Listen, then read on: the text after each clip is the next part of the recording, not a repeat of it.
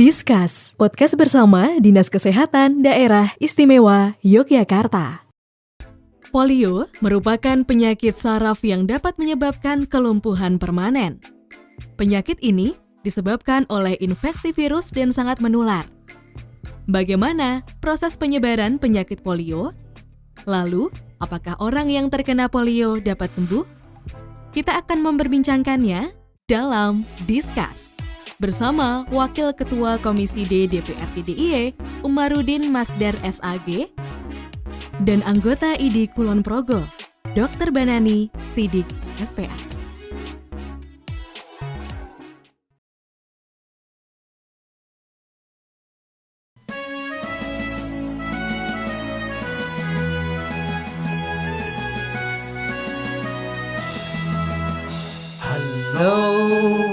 Halo Bandung, ibu kota periangan. Halo Bandung, kota kenang-kenangan.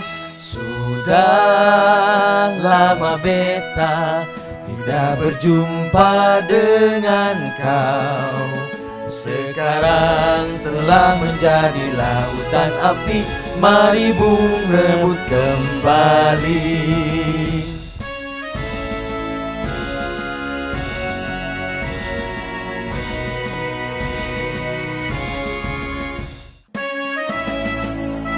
Polio merupakan penyakit saraf yang dapat menyebabkan kelumpuhan permanen. Penyakit ini disebabkan oleh infeksi virus dan sangat menular, tetapi dapat dicegah dengan melakukan imunisasi polio. Virus tersebut masuk melalui rongga mulut atau hidung, kemudian menyebar di dalam tubuh melalui aliran darah. Penyebaran virus polio dapat terjadi melalui kontak langsung dengan tinja penderita polio atau melalui konsumsi makanan dan minuman yang telah terkontaminasi virus polio. Virus tersebut juga dapat menyebar melalui percikan air liur ketika penderita batuk atau bersin, lalu sebagian besar penderita polio tidak menyadari bahwa dirinya telah terinfeksi polio.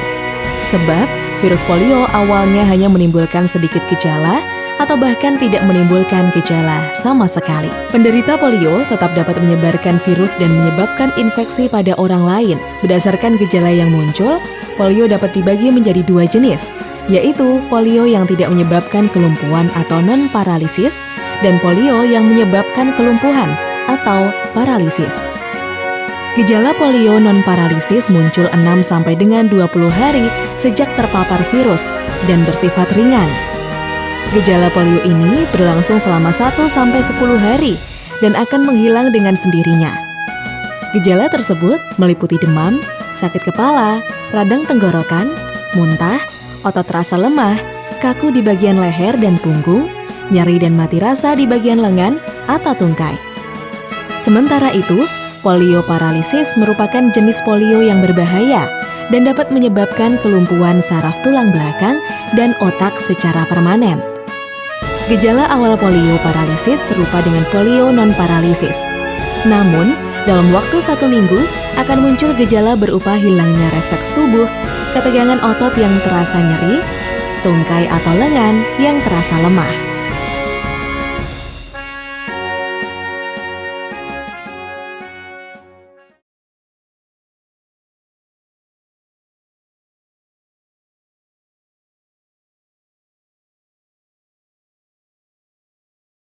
Bismillahirrahmanirrahim. Assalamualaikum warahmatullahi wabarakatuh. Salam sehat sobat sehat. Menyapa Anda kembali di Discuss, podcast bersama Dinas Kesehatan Daerah Istimewa Yogyakarta. Podcast ini kami persembahkan sebagai sarana informasi, sosialisasi dan juga edukasi terkait permasalahan kesehatan dan juga fasilitas kesehatan yang berada di Daerah Istimewa Yogyakarta. Dan hari ini kita akan kembali untuk ngobrol-ngobrol yang tentunya ngobrol yang bermanfaat ya sobat sehat sekalian, karena di antara diri kita perlu adanya kita meningkatkan ilmu kita dan juga meningkatkan kualitas kesehatan kita. Terlebih di antara penyakit-penyakit yang bisa menular, penyakit-penyakit yang juga mampu untuk menyerang keluarga kita, dan tentu kita tidak mengharapkan ini. Karenanya kita akan undang 2 narasumber yang luar biasa hari ini.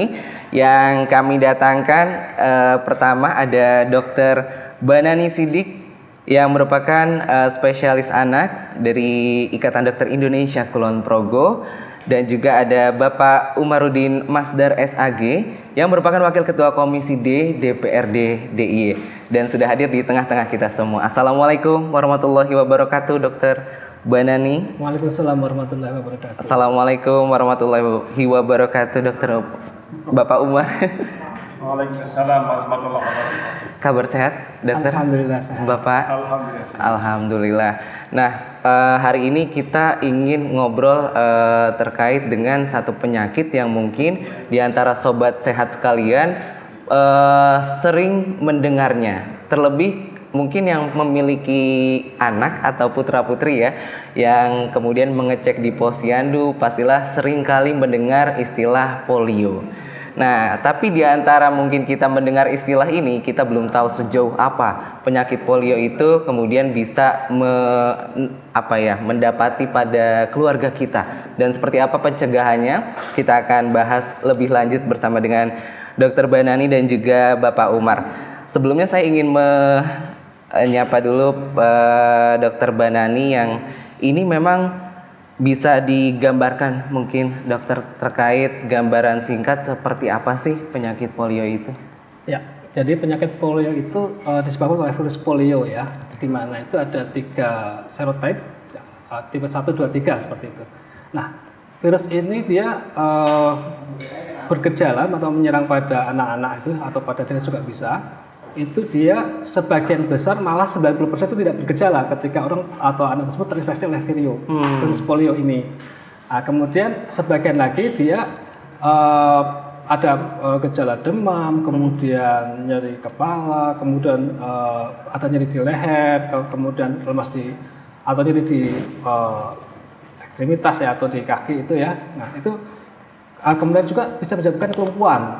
Kelumpuhan misalkan gejalanya kita sebut sebagai paralitik ya, atau menyebabkan kelumpuhan pada ekstremitas atau pada tungkai atau kaki, itu bahkan bisa menyebabkan kelumpuhan pada otot-otot saluran pernafasan, sehingga kemudian bisa menyebabkan kematian juga pada pasien tersebut atau pada anak yang terjangkit virus polio tersebut. Bisa sampai lumpuh dan menyebabkan kematian. Iya, bisa. Artinya polio itu termasuk penyakit yang berbahaya begitu? Berbahaya dan mematikan. Untungnya bisa dicegah sebenarnya. Bisa dicegah. Bisa dicegah. Baik, sebelum kita mengetahui begitu ya bagaimana mencegahnya, seperti apa sih mungkin dok ketika secara medis faktor-faktor orang yang terkena polio itu bisa ditemukan? Ya, jadi kalau seseorang terinfeksi polio yang seperti saya bilang tadi itu, dia akan menimbulkan gejala ya. Gejalanya itu ya tadi kita bisa bagi 2 biasanya ya. Ada yang non paralitik, dia tidak menyebabkan kelumpuhan. Ada juga yang paralitik, ada kelumpuhan itu. Jadi yang non paralitik ya tadi itu ada demam, ada muntah, ada nyeri kepala, nyeri pada tungkai. Kemudian kalau yang paralitik disertai dengan kelumpuhan. Tapi sebagian besar justru tidak bergejala. Oh, oke. Tidak ketahuan. Tidak ketahuan. Jadi begini, di polio itu ada kalau ada 1 ditemukan kelumpuhan, biasanya ada 200 orang yang dia terinfeksi sudah. Dugaannya ya. Dan itu tidak bergejala. Oh, oke. Gitu. Dan itu yang kemudian orang yang tidak bergejala ini dia menularkan gitu ke yang lainnya. Oke. Baik, ternyata seberbahaya itu ya sobat sehat sekalian, dan tentu yang kita ingin tahu adalah bisa dicegah tadi ya. Bisa dicegah. Dengan imunisasi. Ya. Dan itu yang mungkin sering dilakukan ya kalau anak-anak. Iya, misalnya itu rutin dilakukan di posyandu biasanya ya, rutin dilakukan untuk mencegah polio ini karena dia penyakit yang termasuk bisa dicegah dengan imunisasi. Oke. Jadi seseorang atau anak yang dilakukan imunisasi polio secara lengkap, dia akan kebal terhadap kuman polio. Oke. Sehingga dia tidak terkena dan tidak menularkan nantinya ke yang lainnya. Oke. Berarti pencegahannya adalah dengan imunisasi. Baik, tapi kalau dicegah tentu ada sesuatu yang masuk ya, dok. Virus, nah, ya. Virus ini masuknya dari mana ya, dok? Jadi kalau di kita istilahnya fekal oral yaitu lewat mulut ya. Jadi virus ini adalah termasuk enterovirus. Jadi dia berreplikasi, berkembang biak dalam usus ya. Jadi misalkan seseorang anak atau seorang pasien dia memakan atau meminum makanan yang terkontaminasi dengan feses pasien penderita polio ini. Kemudian virusnya masuk ke dalam pencernaan, dia berreplikasi, berkembang biak banyak, kemudian dia dikeluarkan lewat feses. Nah, fesesnya itu kemudian menularin sekitarnya, mengkontaminasi sekitarnya lingkungannya, dan itu sumber penularan. Sumber penularan. Tetapi pada pasien yang sudah divaksin ya, dia punya imunitas di ususnya itu ya, yang dapat vaksin oral dia punya imunitas di dalam usus maupun dalam darahnya. Sehingga ketika ada kuman atau virus polio yang masuk ke dalam tubuhnya, dia akan dimatikan di ususnya tersebut. Sehingga ketika dikeluarkan itu sudah tidak menularkan jadinya. Oke, baik. Artinya ada faktor kesehatan yang kebersihan ya, yang itu sangat bergantung akan penyebaran sejauh mana begitu ya.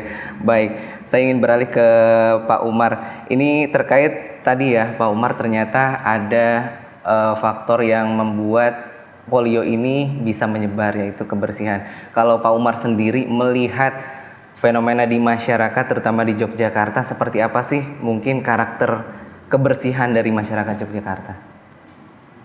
Terima kasih. Jadi kalau saya melihat dan memonitoring, saya kira Jogja itu pola hidup yang bersih dan sehat sudah sangat bagus dibanding beberapa daerah, dan itu memang dampak atau hasil positif yang dicapai kita bersama ketika kita terus mengkampanyekan tentang gerakan masyarakat hidup yang sehat. Itu dampaknya sangat luas. Sekarang di Jogja itu tiap-tiap kalau dusun atau padukuhan itu sudah ada posyandu, ada pos bindu masuk. Itu bukti bahwa segenap komponen masyarakat adalah siap dengan gerakan hidup yang sehat. Itu saya kira sangat baik. Sebagai contoh, sebagai soal polio ini, Jogja sejak 2014 telah ditetapkan sebagai daerah yang bebas polio.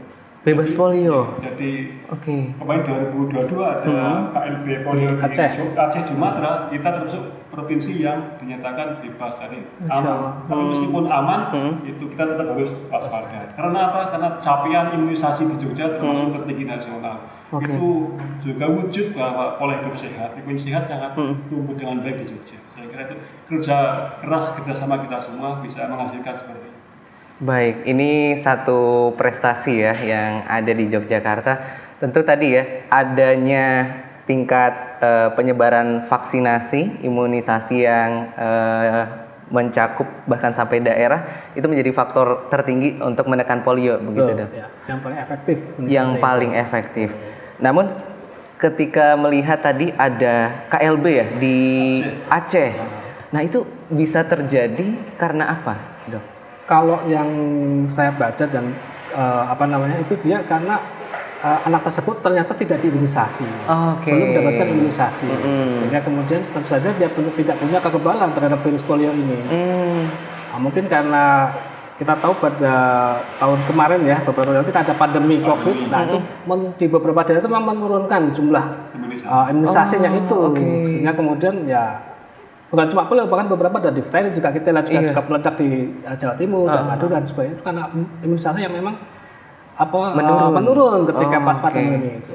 Baik, imunisasi yang menurun karena pandemi kemarin. Nah, itu. kalau di Jogja seperti apa, Pak? Untuk mungkin bisa digambarkan pola vaksinasi, imunisasi untuk anak-anak seperti apa kalau untuk polio sendiri? Jadi imunisasi polio adalah imunisasi dasar yang wajib diberikan kepada anak balita usia 1 tahun. Jadi di Jogja karena posyandu sudah berjalan dengan baik, berjalan dengan baik, alhamdulillah tertangani dengan baik. Kalau angka imunisasi nasional itu di angka 96%, kita di angka 98%. Jadi sangat di atas nasional itu. Itu bukti bahwa kesadaran kita tentang imunisasi kesehatan sangat tinggi, terus sumber daya kesehatan sangat bagus sampai ke tingkat pedusunan. Itu yang berdampak pada bagusnya tingkat imunisasi, dan itu bisa mencegah kita dari KLB polio dan banyak penyakit yang lain juga bisa kita cegah dengan itu.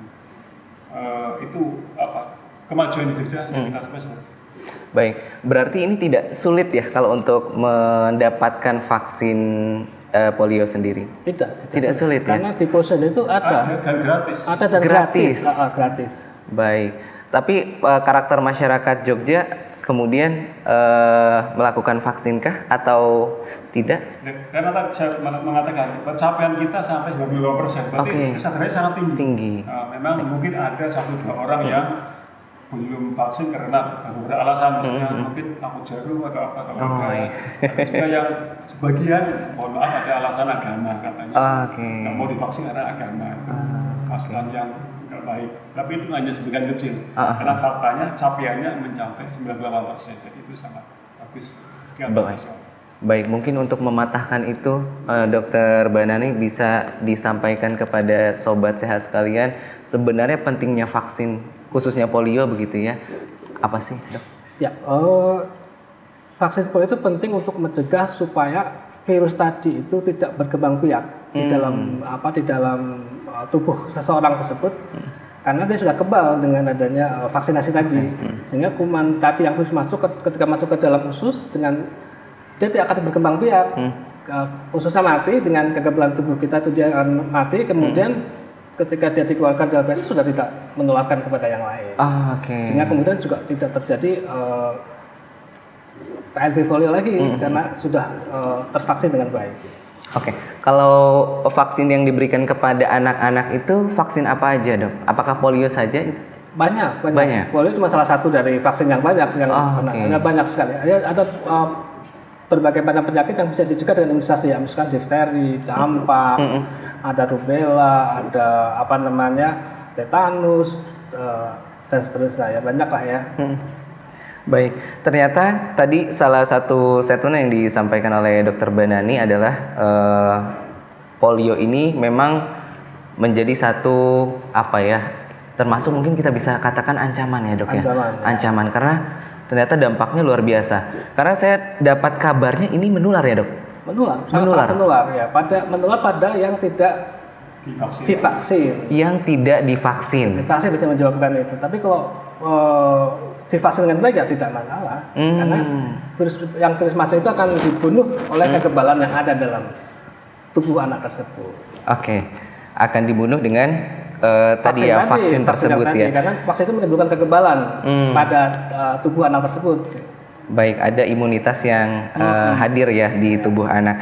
Nah, kalau saya sih ingat saya imunisasi ya, Dok.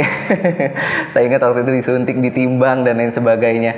Nah, kalau misalkan ada satu keluarga yang kemudian tidak divaksin atau diimunisasi, kemudian telat mungkin ya, Dok, memungkinkan nggak sih untuk vaksinasi susulan begitu? Bisa. Oh, bisa juga. Saya yang telat mungkin juga bisa ya, Dok ya? Ya, kalau orang dewasa ya enggak ya. Oh, enggak ya. Ada batasan umurnya itu ya.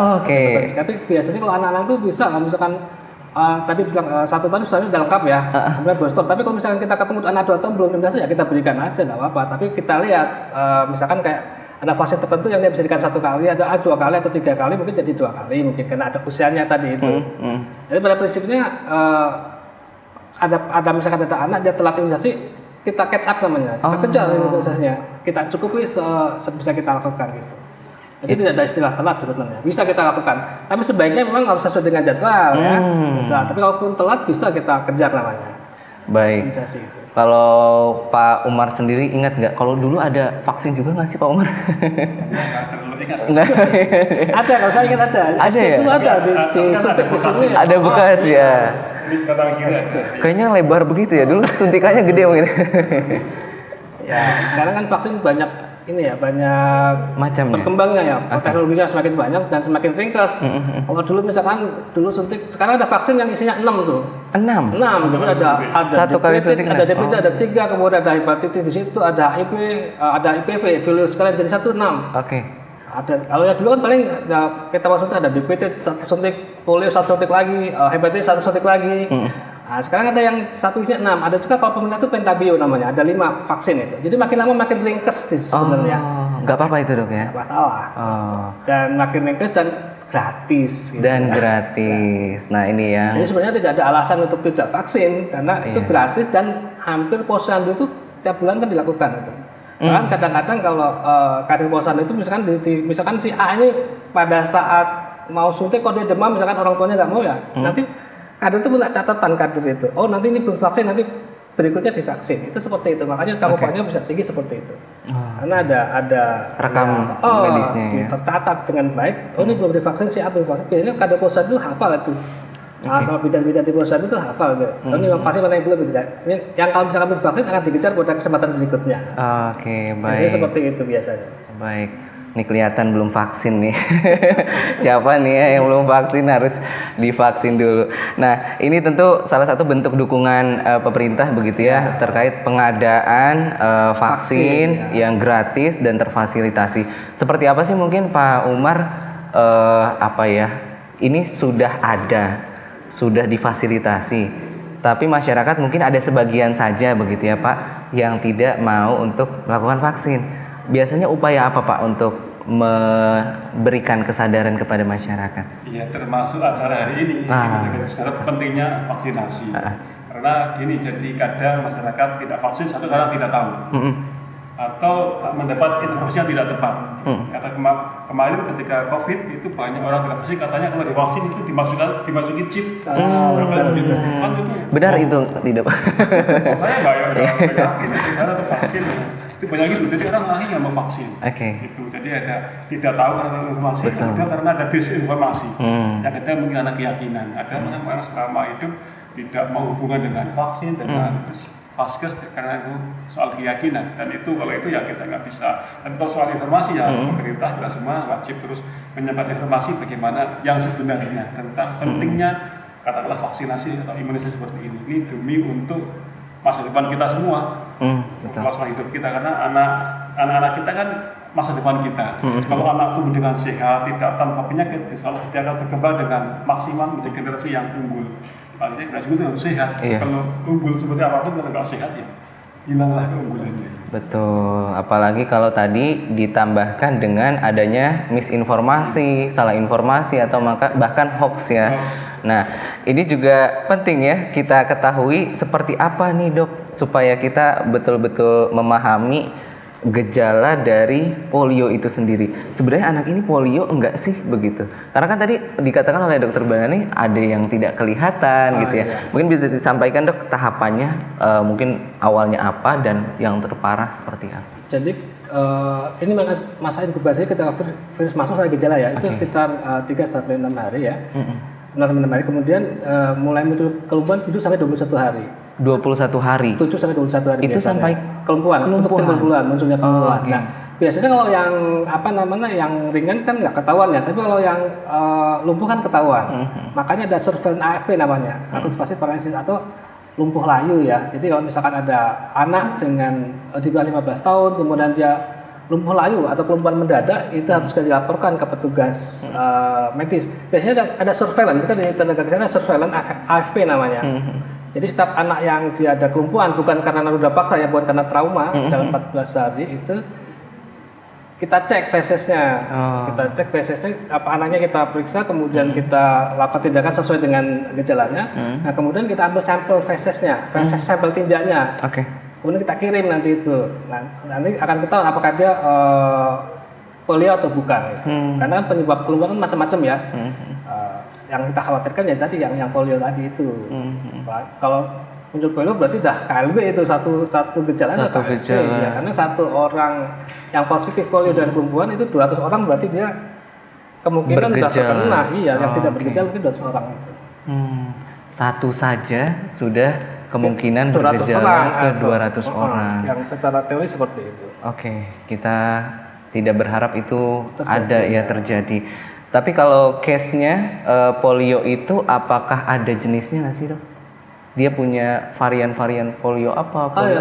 Tipenya kan tipe serotipnya ada 1, 2, 3 ya. Serotip yang di polio itu, tapi gejalanya hampir sama sih. Gejalanya sama.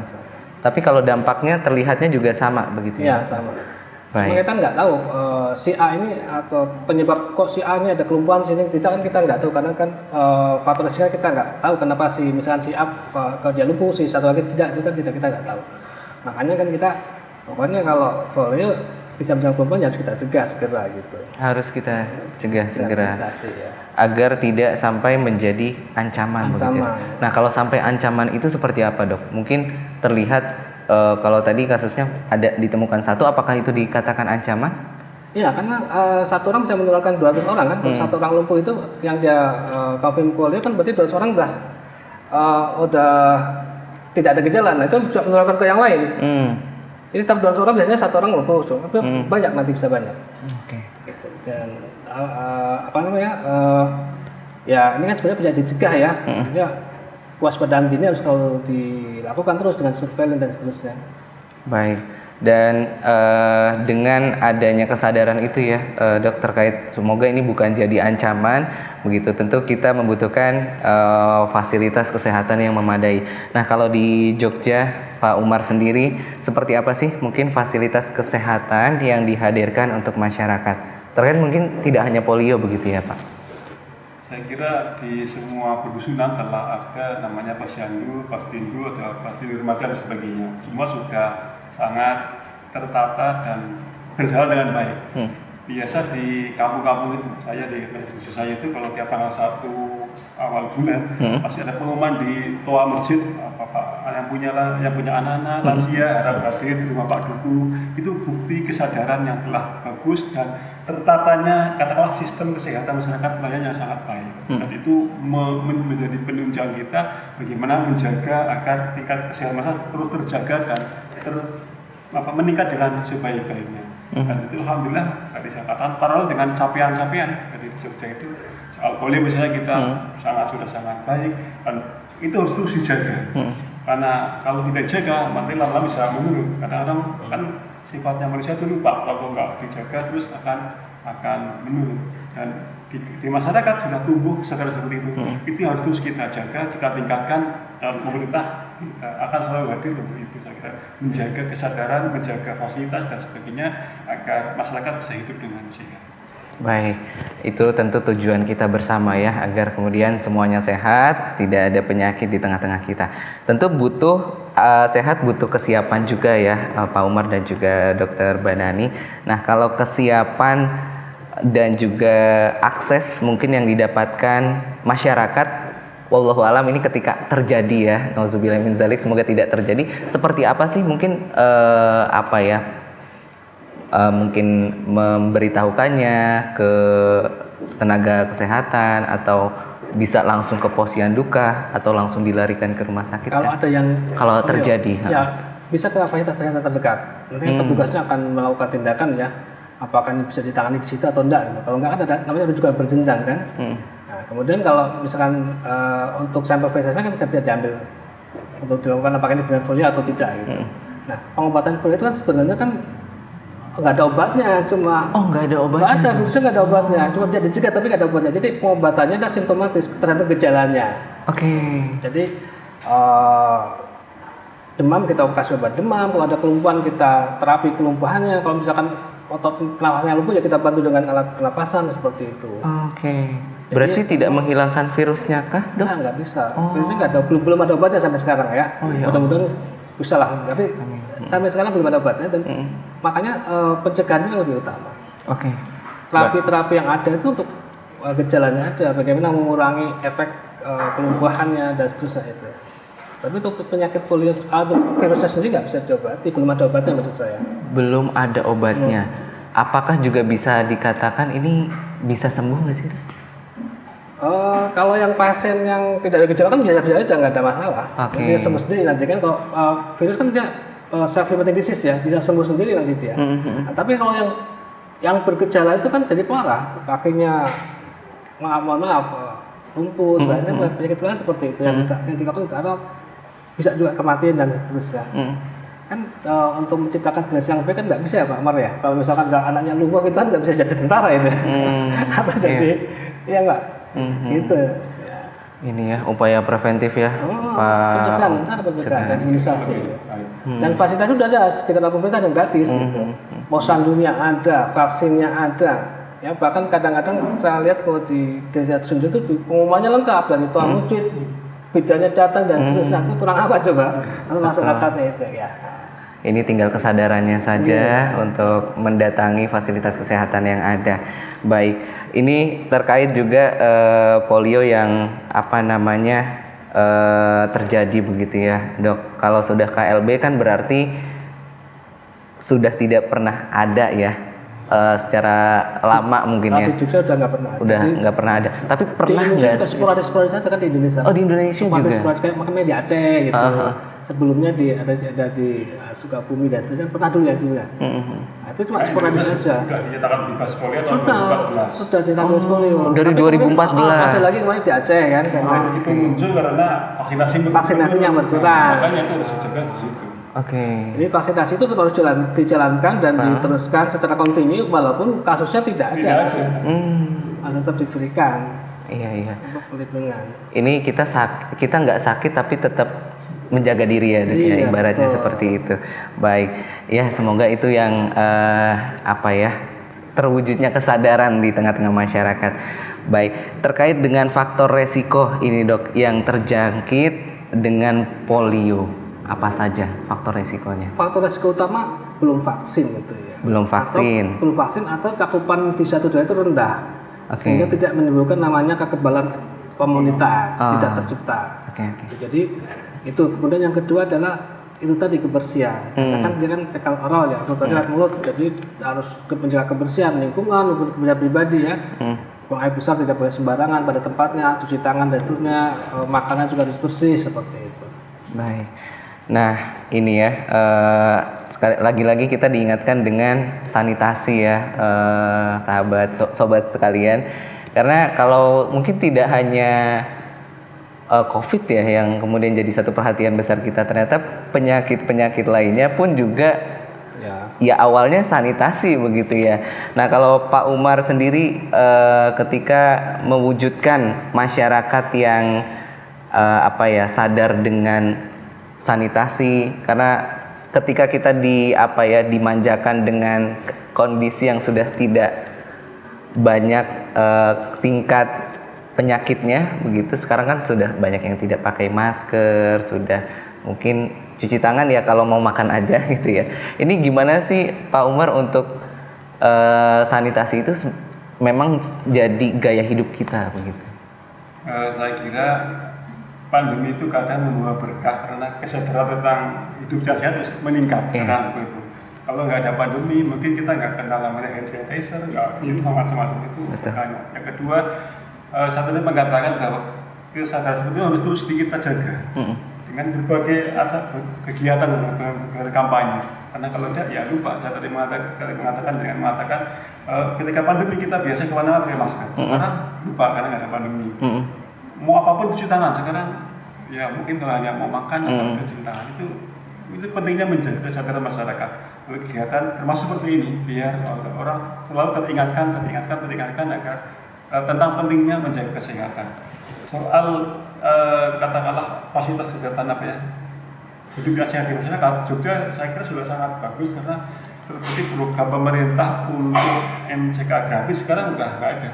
Orang dulu mungkin orang banyak kalau buang air di sungai di mana sekarang program yang untuk membuat MCK gratis sudah nggak ada karena nggak ada yang butuh, semua sudah bisa membuat sistem kesehatan di tengah rumah tangga yang baik.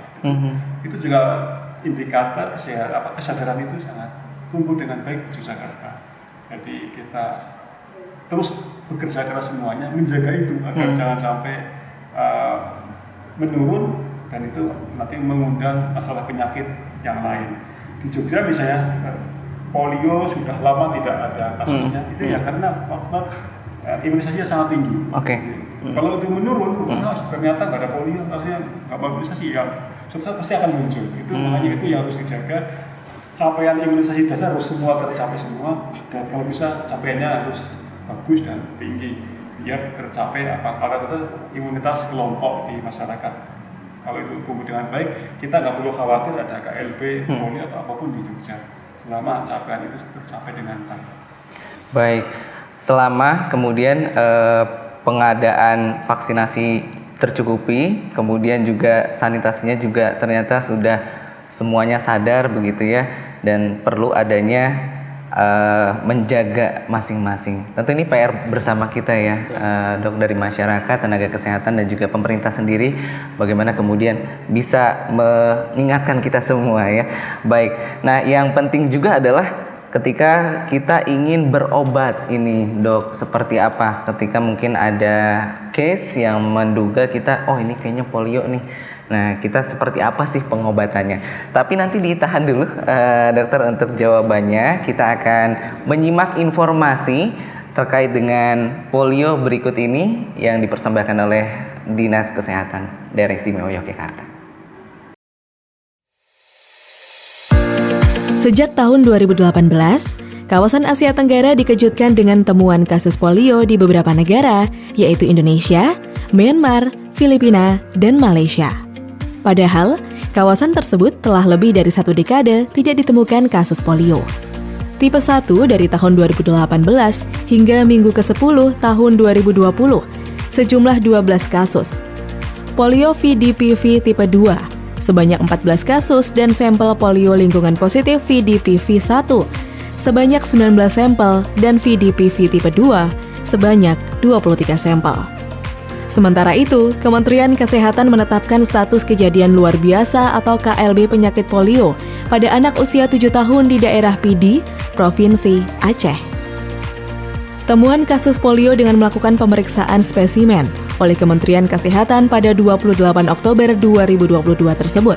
Selanjutnya, kasus temuan tersebut dijadikan dasar penetapan kejadian luar biasa polio nasional.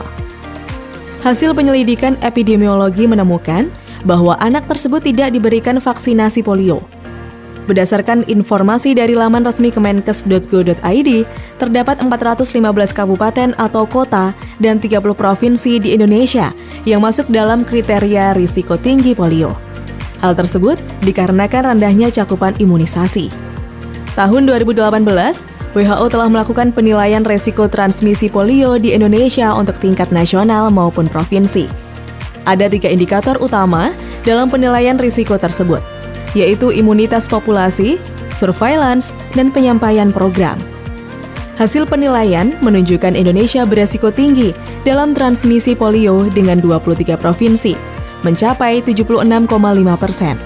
Di antaranya beresiko tinggi, 9 provinsi dengan 23,5%, beresiko sedang dan hanya ada 2 provinsi yang memiliki resiko rendah, yaitu Yogyakarta dan Bali. Melihat fakta tersebut, diperlukan peningkatan kewaspadaan terhadap polio dengan melakukan penguatan surveillance atau pengamatan yang dilakukan terus-menerus terhadap kejadian penyakit dan faktor risiko mulai dari pengumpulan data, analisis, interpretasi, dan desiminasi. Di puskesmas dan di rumah sakit, untuk mencegah penyebaran polio, petugas-petugas kesehatan saat di lapangan saat menemukan kelumpuhan yang sifatnya lemas dan terjadi mendadak dalam 1 sampai dengan 14 hari pada anak usia kurang dari 15 tahun dan bukan disebabkan ruda paksa atau trauma, maka hal tersebut harus segera dilaporkan pada pihak-pihak terkait. Sementara itu, di kota Yogyakarta belum ditemukan kasus polio. Hal tersebut dikarenakan saat ini capaian imunisasi IPV atau Inactive Polio Vaccine pertama hingga ketiga telah mencapai di atas 80%. IPV dosis pertama telah mencapai sebesar 84%, IPV kedua sebesar 82%, dan IPV ketiga sekitar 80%.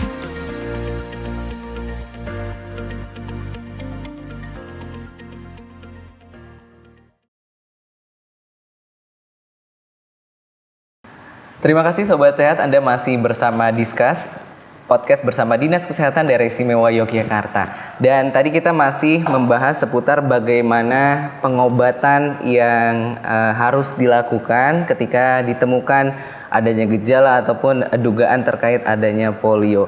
Nah, mungkin bisa disampaikan Dr. Banani seperti apa sih pengobatan, pola pengobatan yang dilakukan masyarakat begitu ya, di rumah sakit kah atau di fasilitas kesehatan yang lainnya seperti apa?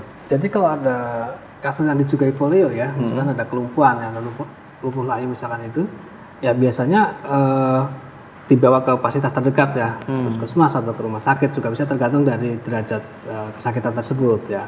Selama masih ditangani di rumah sakit yang tipe C misalkan ya di situ dulu, gitu. Nggak perlu ke yang lebih tinggi lagi. Nah kemudian yang kedua ya pelacakan, dilacak apakah itu benar polio atau bukan, karena nanti kan diambil sampel tinjanya ya, kemudian dikirim ke laboratorium, diambil kemudian biasanya 2 sampel biasanya diambil kemudian nanti dilihat apakah ini benar polio atau bukan. Kalau polio confirm polio ya sudah dinyatakan sebagai ini kasus polio dan mungkin ditetapkan sebagai KLB karena satu terkena pun sudah ditetapkan sebagai KLB. Oke.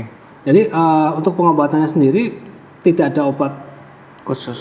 untuk virusnya, itu tidak ada. Gejalanya Jadi, aja. gejalanya aja yang diobati. Misalkan kalau misalkan ada demam ya kita terapi demamnya, ada nyeri kita kasih obat nyeri, kemudian kalau ada kelumpuhan ya kita tangani kelumpuhannya itu ya dengan fisioterapi dan seterusnya. Kalau misalkan ada gangguan di kelumpuhan di sistem pernafasan ya mungkin dibantu dengan alat bantu nafas seperti itu sih. Oke, baik. Tapi kalau yang terkena oleh polio itu karena biasanya imunisasi itu hanya anak-anak, apakah itu rentan terhadap anak-anak atau dewasa juga bisa kena sih? Biasanya sih anak-anak ya, terutama di bawah 5 tahun biasanya. Di bawah 5 Tapi tahun. kalau untuk surveillance itu biasanya kasus lumpuh layu di bawah 15 tahun itu kita lakukan surveillance namanya. Kita anggap dia sebagai kecurigaan polio salah satunya itu, kemudian kita ambil sampelnya, fesesnya tadi itu untuk dilihat apakah polio atau bukan. Oke. Baik, dan saya mendapatkan informasi ini dari WHO bahwa status polio itu sudah dikatakan sebagai public health emergency of international concern, begitu ya, Dok. Dan disandingkan dengan monkeypox ya. Seperti apa sih mungkin ini, apakah menjadi sorotan dunia internasional terkait Karena polio? memang polio kan kasus yang mematikan ya. Jadi concern besar dari seluruh dunia ya, WHO. Dan makanya ada upaya-upaya dari WHO dan juga pemerintah Indonesia tentunya untuk bagaimana mengeradikasi atau istilahnya memusnahkan virus ini sehingga tidak ada lagi yang terkena polio nanti dengan vaksinasi itu, menunjukkan vaksinasi dan seterusnya. Dan sebenarnya Indonesia itu sebenarnya pernah dapat bebas polio itu sertifikatnya, tapi kemudian ada muncul lagi itu ya. Mungkin yang tadi karena masih ada daerah-daerah tertentu yang dia ya itu tadi karena satu dan lain hal sehingga cakupannya tidak menimbulkan kekebalan kelompok atau pada anak-anak yang dia tidak mendapatkan imunisasi. Kalau semuanya imunisasi dan dengan baik, insya Allah tidak akan ada lagi polio ini. Baik, dan kalau dari Pak Umar sendiri, sejauh ini tingkat keefektifan dari fasilitas kesehatan dan bagaimana cara preventif tersendiri dari pemerintah untuk mengawal mungkin fasilitas kesehatan sendiri seperti apa sih Pak Umar? Di mata kita semua, di mata pemerintah, masalah pokok, masalah wajib, masalah dasar itu hampir kayak pendidikan. Kalau di pendidikan itu ada dana wajib 20%, ternyata ada dana wajib 10%. Itu memang komitmen pemerintah untuk menjaga kesehatan masyarakat. Kenapa ini kita anggap sangat penting? Saya mengatakan karena ketika terjadi masalah kesehatan pasti dampaknya akan sangat luas sekali terhadap ekonomi, terhadap pendidikan dan sebagainya. Contoh ketika pandemi kemarin, pada pandemi COVID, ekonominya di mana-mana pingsan, yaitu betapa besar dampak kesehatan. Makanya pemerintah selalu mengarrange kesehatan ini mulai dari hulu sampai ke hilir, dari promosi, pencegahan, terus penanganan sampai pasca penanganan, itu semua ditangani dengan komprehensif, dan itu di semua sektor itu ada anggarannya. Masuk katakanlah ini anggaran untuk vaksin, kan gratis, itu kan anggaran di sektor antisipasi atau pencegahan masalah kesehatan. Jadi di semua lini, di semua sektor, insya Allah Polres sudah hadir untuk menjaga kualitas dan fasilitas kesehatan. Yang kedua, kami berharap masyarakat terus percaya pada pemerintah bahwa pemerintah akan memberikan yang terbaik. Jangan percaya pada hoax atau apapun yang mengatakan bahwa kalau imunisasi ini mengandung apa itu sesuatu yang tidak benar. Ini pasti dicanangkan karena ini amanat konstitusi, pemerintah akan melakukan ini dengan sebaik-baiknya dan bisa dipertanggungjawab baik dari sisi kesehatan maupun dari segi pengetahuan. Saya kira percayalah pada pemerintah. Baik. Telah disiapkan semua dengan sebaik-baik. Baik, ini adalah satu komitmen ya dari pemerintah sendiri untuk adanya fokus terhadap kesehatan. Kalau sekarang Pak Umar, apa sih yang lagi disorot terkait dengan kesehatan? Tentu kan kesehatan bukan ketika terjadi ya Pak ya, tapi bahkan sudah diantisipasi. Nah, kesehatan seperti apa sih mungkin faktor begitu ya yang menjadi sorotan bagi pemerintah untuk menjaga kesehatan masyarakat Yogyakarta khususnya? Di masyarakat ada banyak masalah kesehatan. Masalahnya A sampai Z sangat banyak. Buktinya misalnya serapan anggaran kesehatan untuk jaminan kesehatan sangat tinggi. Berarti kan ada banyak berbagai masalah kesehatan. Lalu khusus polio di Jogja alhamdulillah sudah bisa tidak ada. Dan itu bisa terwujud karena capaian imunisasi sangat bagus, sangat tinggi. Tapi di sisi lain masih ada banyak potongan-potongan masalah kesehatan yang memang ini PR kita bersama, dan pemerintah pasti akan terus hadir bagaimana ini karena kalau masalah kesehatan tidak tertangani dengan baik itu merembetnya efeknya akan kemana-mana, ada ekonomi, ada pendidikan dan sebagainya. Anak misalnya yang terkena suatu penyakit pasti dia akan berdampak pada pendidikannya, tidak bisa sekolah dengan baik, nanti berdampak pada ekonomi, banyak anggaran yang terkuras dengan banyak orang tuanya pasti akan kemana-mana, dan itu pada ujungnya akan menurunkan kualitas hidup masyarakat, produktivitas masyarakat. Dan itu yang penting kita jaga. Makanya kesehatan nomor 1 ya Sobat Sehat, karena tadi kemana-mana kalau tidak sehat entah nanti tidak efektif, tidak produktif, dan tentu masa depan yang bisa dijamin dengan aktivitas yang memiliki tubuh yang sehat. Dari Rizky di Condong Catur saya sapa, ada Sobat Sehat yang bertanya bagaimana kemudian untuk sosialisasi vaksin di masyarakat, kalau mungkin bisa dijawab oleh Bapak Umar.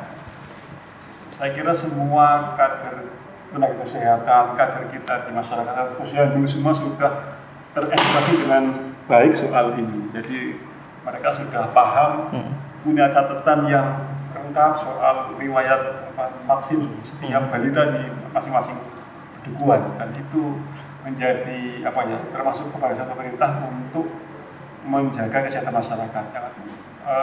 Yang kedua, mereka juga sudah terbiasa dengan rutinitas yang membuat mereka akan selalu aware, sadar, sikap antisipasi terhadap berbagai masalah. Ketika suatu masyarakat di RT ada balita yang belum tervaksin, pasti ada laporannya. Jadi itulah bukti bahwa masalah ini sudah tersosialisasi dengan baik. Baik, semoga menjawab ya untuk Sobat Rizky di Condong Catur. Pertanyaan selanjutnya dari Sobat Rizky juga untuk Dr. Banani, vaksin untuk anak dimulai umur berapa dan berapa kali dok? Vaksin banyak ya.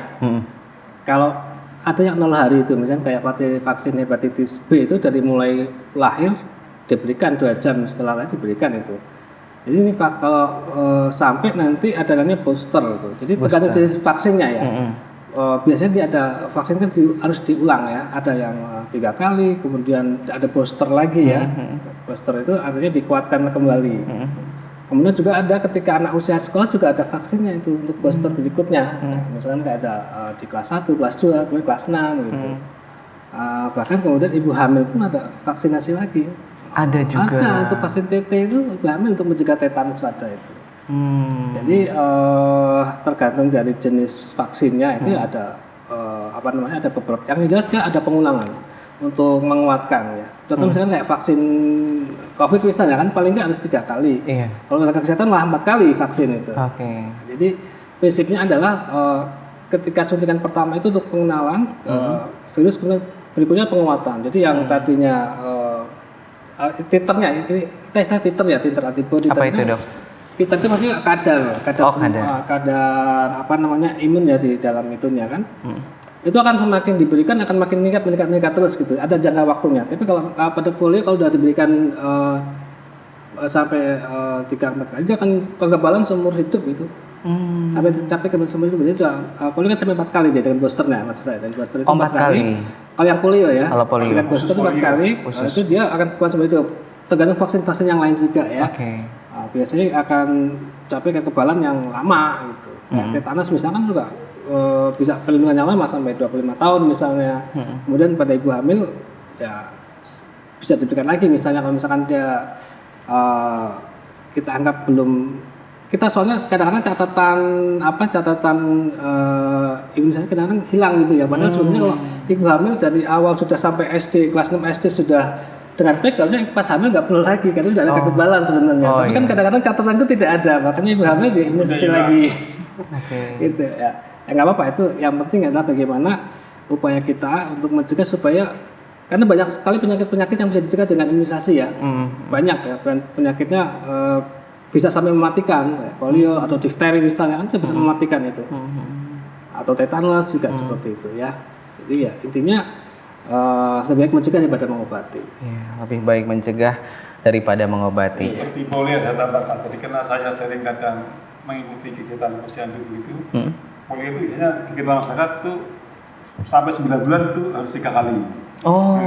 Bayi sampai 3 kali, tapi buat sehat tapi dilaporkan seperti itu. Mereka begitu aware ya, agar posyandu sampai 9 bulan harus 3 kali imunisasi polio. Habis itu baru booster setelah umur 1 tahun.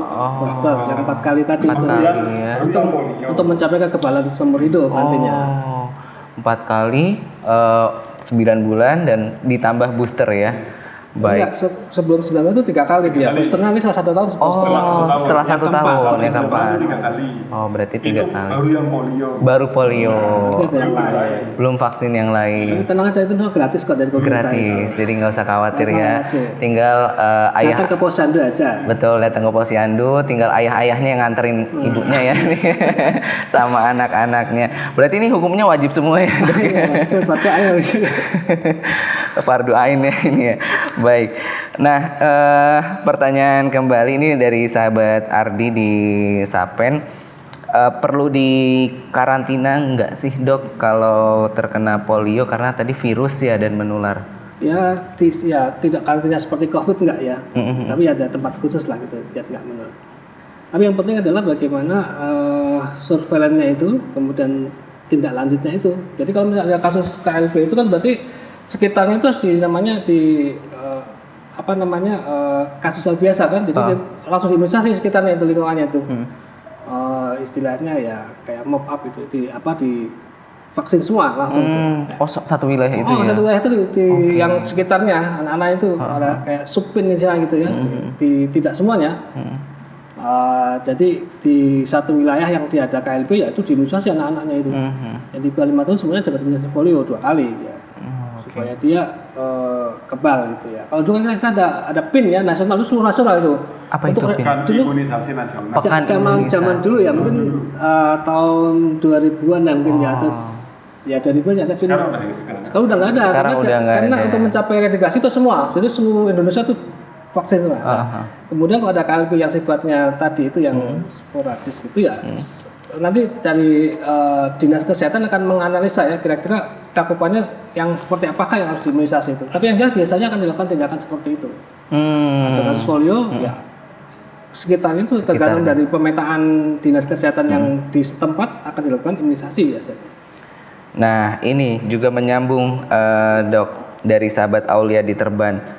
Seperti apa sih kejadian KLB di Aceh kemarin dan gambaran juga pengulangannya seperti apa itu bisa terjadi? Ya di Aceh itu terjadi karena tidak divaksin ya itu. Tidak divaksin sehingga dia terinfeksi virus tersebut ya. Sudah dilakukan tindakan dari pemerintah daerah dengan dinas kesehatan di sana ya imunisasi salah satu imunisasi itu. Karena tidak imunisasi. Nah, disambung dengan kalau terjadi polio seperti di Aceh mungkin ya, ini dapat jaminan BPJS nggak sih, Pak Uman atau Dokter Banani? Dapat jaminan BPJS bisa. Dapat ya untuk polio. Kalau gitu bisa nggak ya? Saya kira semua penyakit ada, apapun bisa ada jaminan pemerintah. Tergantung bisa masing-masing. Saya kira ada dana kesehatan pemerintah.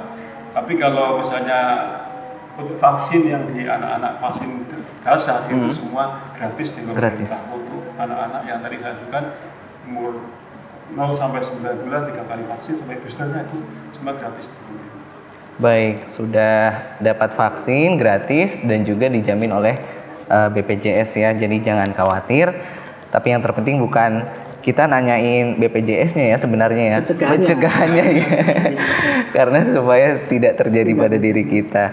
Nah, kemudian kalau Pak Umar mungkin terkait tadi saya agak khawatir juga ketika ternyata kesadaran masyarakat akan penyakit yang lain itu menurun gara-gara COVID begitu ya. Nah, ini gimana sih Pak Umar untuk kepada masyarakat supaya tidak hanya satu penyakit saja yang diperhatikan. Bahkan tadi vaksin sudah banyak juga ya. Ini bagaimana sih untuk menyadarkan masyarakat terkait penyakit dan juga vaksin yang ternyata harus kita lakukan semuanya? Saya kira itu bagian dari kita menanamkan kesadaran akan kesehatan. Kesehatan itu kan katakanlah bebas atau selamat dari berbagai penyakit, tidak hanya polio, tapi penyakit apapun.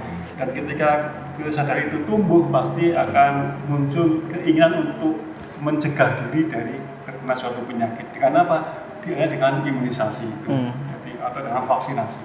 Dan itu saya kira pemerintah bersama kami di DPD terus hadir bersama masyarakat mengkampanyekan bagaimana ayo terus menjaga kesehatan masyarakat dengan pola hidup yang sehat, dengan vaksinasi, dengan imunisasi. Dan itu alhamdulillah di DIY sudah tumbuh dengan baik. Memang itu sempat kendor ketika pandemi karena faktor pandemi kan orang takut ketemu orang juga. Betul. Jadi itu sempat menurun, tapi sekarang saya kira sudah pulih kembali.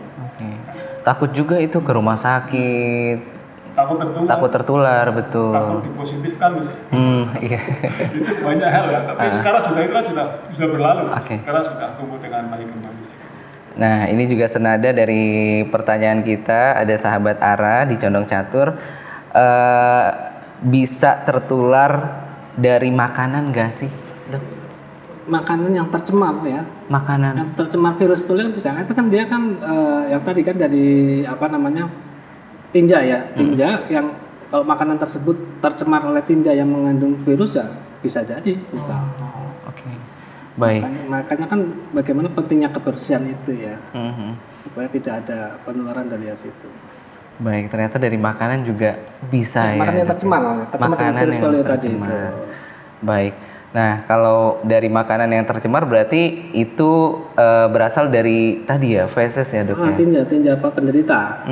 Tinja penderita. Atau pasien yang bukan pasien, orang yang dia di dalamnya ada virus polio itu kan bisa nggak bergejala kan, karier namanya, pembawa itu. Pembawa. Kalau penderita kan biasanya kan dia menderita, ada sakit, ada gejalanya ya. Tapi kan ada juga yang tadi 90% kan dia tidak ada gejala apa-apa. Atau gejala ringan sehingga diabaikan. Nah, itu juga kalau misalkan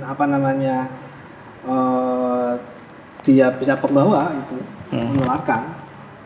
Tapi kalau divaksinnya bagus ya insya Allah enggak. Pada daerah yang tidak divaksin dengan baik ya bisa terjadi seperti itu. Karena tidak ada kekebalan pada orang tersebut.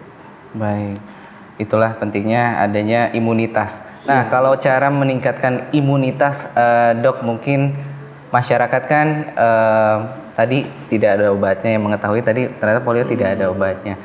Tentu yang kita hadirkan adalah meningkatkan imunitas tadi. Nah, kalau yang bisa dilakukan oleh masyarakat untuk meningkatkan imunitas kita untuk terhindar dari virus-virus seperti polio itu upayanya seperti apa, Dok? Ya kalau ada vaksinnya ya vaksin itu. Vaksin. Kalau ada vaksinnya ya. Kemudian tentunya menjaga kesehatan, aktivitas yang cukup, sehat ya. Kemudian makanan yang cukup ya, nilai gizinya cukup. Bukan berarti banyak ya, bukan berarti enak, tapi nanti cukup bergizi ya, proteinnya ada di situ ada. Kemudian mengatur pola hidupnya dengan baik, olahraga teratur, tidur cukup, kemudian tidak begadang dan seterusnya ya. Istilahnya pola hidup sehat lah. Itu tentu akan meningkatkan imunitas, tidak stres ya. Karena stres juga bisa memicu penurunan imunitas ya. Stres itu.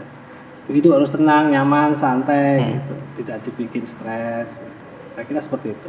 Tapi untuk penyakit-penyakit yang bisa dicegah dengan imunisasi ya imunisasi yang paling efektif. Di samping pola hidup sehat yang tadi itu. Baik, tapi ada nggak sih Dok penyakit bawaan yang ternyata bisa menularkan polio begitu ya? Saya mendapatkan fakta ini semacam HIV juga ternyata bisa menimbulkan polio itu sendiri, Dok. Apakah benar? Ini fakta atau mitos, Dok? Mungkin HIV itu maksudnya kalau orang dengan HIV kan berarti imunitasnya kan rendah ya, imunokompromis ya. Pada pasien imunokompromis bisa aja terjadi seperti itu. Bukan secara langsung ya. Jadi ada kelompok rentan. Apa? Kelompok rentan kelompok yang mudah terinfeksi ya. Bukan cuma itu, tapi yang lain aja ya, yang penyakit-penyakit lain. Nah, penyakit-penyakit dengan orang yang menderita penyakit imunokompromis. Di mana dia kekebalan tubuhnya menurun. Pada HIV itu terjadi. Ya, ada namanya CD4 dan seterusnya ya. Pada yang menyebabkan kekebalan tubuh kita itu dia jumlahnya sangat rendah sehingga kemudian dia rentan untuk terinfeksi. Bukan cuma penyakit apa aja bisa terjadi pada HIV. Kemudian pada pasien-pasien mendapatkan terapi imunosupresif. Misalnya pasien-pasien yang mendapat terapi corticosteroid karena satu keadaan ya. Ada pasien dengan lupus, dengan kanker, dengan leukemia misalnya, kan itu kan dapat terapi supresif namanya. Itu juga bisa menurun kekebalannya. Dan itu kita bilang kelompok rentan gitu ya. Atau pada kelompok yang memang berdasarkan usia itu dia kekebalannya belum cukup bagus pada bayi-bayi muda misalnya atau pada orang-orang tua misalnya. Orang tua juga. Iya, itu kan COVID itu kan pada usia lansia kan juga bisa terjadi lebih mudah, gejalanya lebih berat dan seterusnya. Ya, jadi bukan cuma buat yang lain juga seperti itu. Ketika imunitas tadi turun, maka penyakit mudah sekali masuk begitu ya. Soalnya di HIV tadi itu kan menurunkan imunitas. Baik. Sepertinya Pak Umar kita butuh program Pak. Program untuk supaya bagaimana masyarakat tidak stres gitu ya. Imunitasnya juga baik begitu ya. Pak Umar mungkin ada sorotan terkait bagaimana ternyata bukan kesehatan yang kita terjangkit begitu ya Pak Umar secara besar. Tapi ternyata ada dari pikiran juga, kemudian ada dari pola hidup juga. Kalau dari pemerintah ada nggak sih sorotan terkait itu, Pak Umar? Ya, pemerintah kan bekerja secara menurut indikator atau menurut data. Jadi ketika ada data kesehatan seperti itu, mau harus bertindak dengan data. Jadi itulah yang dikesan oleh pemerintah. Yang kedua, saya kira benar bahwa orang itu ini nggak tahu benar atau tidak dari kesehatan. Artinya sehat, ada istilah sehat dari pikiran. Kalau pikiran sehat, semuanya akan sehat. Kalau dari agama, kalau hati sehat, semua juga akan sehat. Dan itu ya obatnya agama bisa menyediakan obat, tapi kalau sudah terkena itu yang jauh harus kita tangani dan kita pikirkan bersama. Kalau sudah terkena, dan itulah yang dilakukan adalah bagaimana kalau sudah ada masalah kesehatan ditangani dengan sebaik-baiknya, tapi jauh lebih adalah mencegahnya. Karena kalau sudah terjadi pasti efeknya, dampaknya akan begitu luas terhadap berbagai sektor kehidupan masyarakat. Baik, ini tidak hanya fisik yang sehat, pikiran yang sehat, hati juga yang sehat. Baik, tidak terasa ini kita sudah cukup panjang pembahasan kita terkait dengan polio. Nah, tapi kita ingin mungkin ada semacam warning untuk sobat sehat, Dr. Banani, sekaligus closing statement di hari ini. Ya. Jadi untuk sobat sehat semua, jadi ada beberapa penyakit yang dia bisa dicegah dari imunisasi, termasuk polio. Maka jalan satu-satunya yang paling efektif adalah imunisasi tersebut. Kemudian yang kedua, jangan lupa menjaga kebersihan, ya, kebersihan semuanya, kebersihan badan, kemudian pola hidup yang sehat dan seterusnya. Ya, mungkin itu aja sih. Baik. Dan juga kebersihan pikiran juga. Pikiran ya. Tidak stres, tenang gitu. Baik, ini kayaknya jadi pesan kita yang sangat penting ya. Pikiran sehat, juga fisik juga sehat. Silakan Pak Umar untuk closing statement-nya. Saya berharap ketika terjadi masalah kesehatan, serahkan kepada ahlinya, kepada kesehatan, kepada pemerintah, pasti akan ditangani dengan baik. Yang pertama. Yang kedua, pemerintah karena amanat undang-undang, amanat konstitusi, pasti akan selalu menyiapkan anggaran kesehatan semaksimal, sebanyak mungkin, secukup mungkin agar kesehatan di masyarakat bisa tertangani dan terjaga dengan baik. Yang terakhir ini adalah ada istilah Arab itu ada talabul ni'mah fil ladat walakinna ni'mah fi sihhah wal afiyah. Ada kadang orang lupa mencari kenikmatan itu pada hidup yang mewah, tapi bukan itu tepatnya. Nikmat itu ada hidup yang sehat. Rumah mewah semewah apapun kalau tidak sehat tidak bisa menikmati rumah.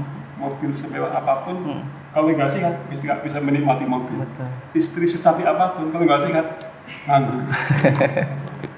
Baik, ini pesan yang luar biasa ya dari Pak Umar di hari ini Sobat Sehat, bahwa ya dengan kesehatan kita bisa menikmati apa yang kemudian Allah berikan kepada kita. Terima kasih Pak Umar dan juga Dr. Banani sudah bersedia untuk berbincang bersama dengan Sobat Sehat.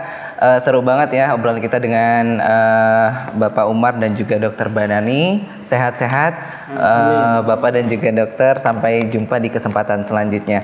Dan tentu saja Sobat Sehat, kali ini kita sudah membahas tentang polio. Harapannya adalah kita tahu bagaimana gejalanya, kemudian penanganan penyakitnya, dan insya Allah kita sama-sama menjaga lingkungan kita, keluarga kita dari virus-virus yang ada di sekitar kita. Dan Discuss akan kembali hadir untuk Anda karena podcast ini kami persembahkan sebagai sarana informasi, sosialisasi, dan juga edukasi terkait permasalahan kesehatan dan juga fasilitas kesehatan yang berada di daerah istimewa Yogyakarta yang dipersembahkan oleh Dinas Kesehatan Yogyakarta. Saya Nizam Fadli pamit. Wassalamualaikum warahmatullahi wabarakatuh. Salam sehat. Waalaikumsalam. Saat kita terdiagnosa polio, hal yang perlu dilakukan adalah istirahat yang cukup, mengkonsumsi antibiotik dan penghilang rasa nyeri, dan obat anti kejang. Menggunakan ventilator untuk membantu pernafasan, menggunakan handuk hangat untuk meredakan nyeri otot, merehabilitasi paru untuk meningkatkan fungsi paru, melakukan terapi fisiologi, dan jika terjadi perubahan cara berjalan atau menyesuaikan cara bernafas yang baik. Setelah sembuh dari polio, seorang yang telah terdiagnosis tetap akan berpotensi terinfeksi kembali. Kondisi ini disebut dengan sindrom pasca polio. Hal ini dapat terjadi 15 sampai dengan 40 hari setelah infeksi pertama terjadi. Tanda dan gejala infeksi polio berulang antara lain lemah otot dan nyeri sendi, mudah lelah, otot menyusut dan terasa semakin nyeri, sulit bernafas dan menelan, sulit mengingat dan konsentrasi rendah. Penyakit polio tidak dapat disembuhkan sehingga pengobatan yang dilakukan hanya untuk mengurangi gejala yang ada. Berikut tips agar kita terhindar dari resiko terkena polio. Melakukan imunisasi polio, menghindari jajan atau membeli makanan di tempat yang kurang bersih. Virus polio bisa ditularkan dari makanan atau minuman yang terkontaminasi oleh kotoran orang yang terinfeksi. Oleh sebab itu, bila ingin jajan atau membeli makanan dan minuman, kita harus memastikan membelinya di tempat yang bersih dan penjual makanan pun juga menerapkan praktik kebersihan yang baik. Mengurangi jajan di luar, perbanyak mengkonsumsi makanan sehat yang diolah sendiri di rumah. Mencuci tangan secara teratur dengan sabun dan air yang mengalir, terutama setelah menggunakan toilet, sebelum makan dengan sabun atau menggunakan hand sanitizer. Menghindari kontak dengan orang yang sakit, menghindari berciuman, berpelukan, dan berbagi peralatan makanan.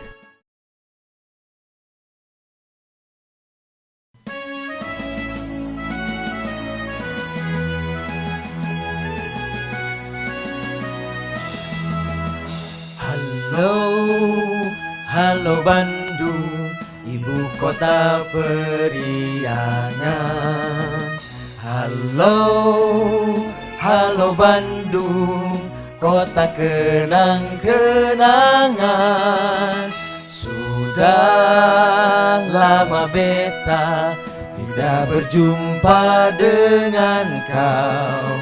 Sekarang telah menjadi lautan api, mari bung rebut kembali.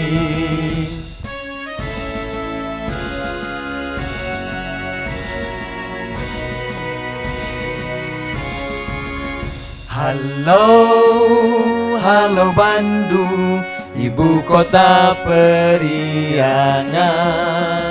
Halo Bandung, kota kenang-kenangan. Sudah Sudah lama beta tidak berjumpa dengan kau. Sekarang telah menjadi lautan api, mari bung rebut kembali. Sekarang telah menjadi lautan api, mari bung rebut kembali.